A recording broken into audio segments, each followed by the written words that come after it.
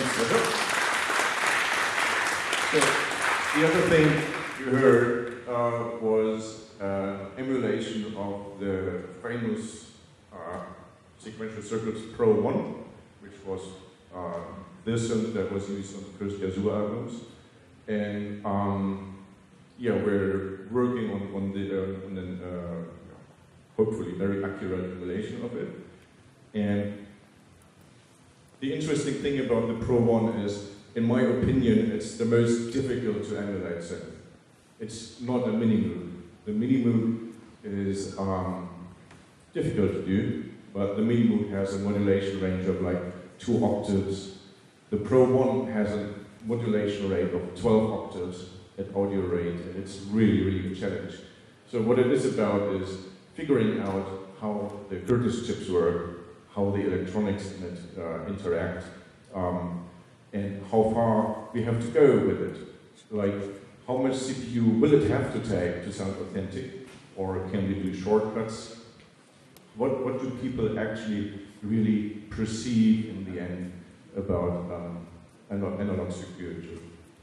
And the other thing we're interested in is part tolerances. We want to not just build one Prophet 1, we want to build many Prophet 1s that can be calibrated differently and can be built out of different Curtis chips. So we do a 2-stage development. I try to be quick now because the others want to play. What we do first is we are going to come out with a freeware plugin, or researchware plugin as we call it, where people can give us their feedback on what they hear in it. It's all about the filter model. And then later on in the year, we hope to have a final product with it. So we are again involving the community. We're actually starting a blog about analog modeling, so we get other developers involved as well. We do polls, we get audio examples from other people who own Pro-1s, and we want to study as many individual synths as possible, so which is like the syntax has the same filter chip, or the Kruma Spirit has the same oscillators, and so on. So this is what's coming out on Monday as a freeware. It's a stripped down version of the Pro-1, or RePro-1 as we call it. And it's calibrated to sound pretty much like our hardware Pro-1, just has less features. And it's got 5 different filter algorithms, which you can see there in the bottom, this is right? You can switch between the filter models. And these filter models are based on different kinds or different ways to compute the security. And as you know, there was a lot of talk about why does Diva use so much CPU when others don't. And it's all about how accurately you model the electronics. And so in this synth, we have very accurate ways to model the electronics, and we have not so accurate ways. The not so accurate ways, of course, use less CPU, but you will also hear that it sounds different. There is a difference in sound, and it's perceivable, and the interesting thing will be which one will the people out there pick?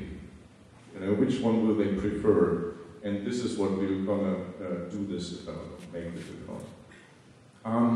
The other thing that we're interested in is, as I said, part tolerances, and what does 2 Prophet 1s that sit next to each other make them sound different? And they do sound different. And it's stuff like the climate, the humidity, the temperature. It's the actual part tolerances. If you look into the data sheet from a SEM chip, there's like 5% part tolerances in every section. It's amazing. It all changes the sound.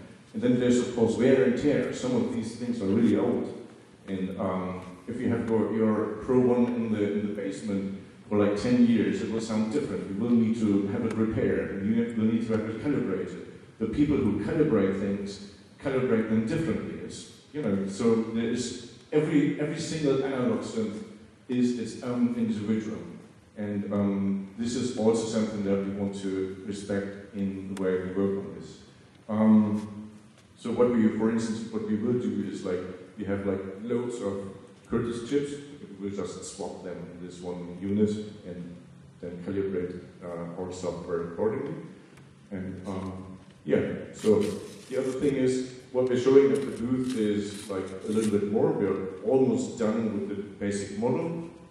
It doesn't have a sequencer yet, but that's going to come as well. And we did experimental features.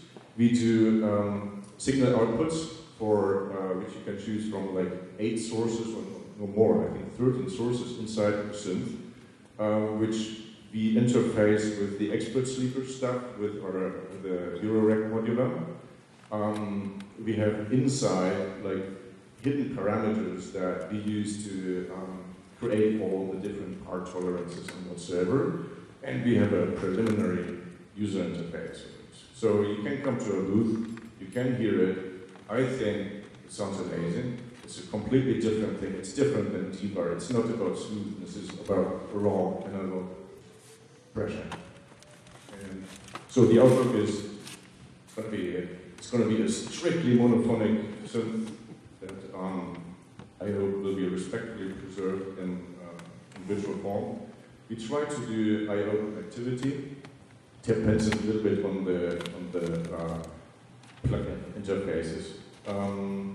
We will have an emulation of not just one RePro-1, but different ones. We will have an H-knob. Some people will not be happy about this thing. It's going to be noisy and stuff. So you can make it new, and then it sounds hopefully cleaner. And then there's the other idea.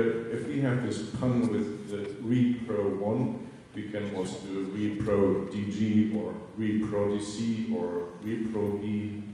We will see. And well, the other thing, we don't know when it's finished yet, and we don't know what it will cost. But it's going to happen this year, I hope. And that was our 20 minutes.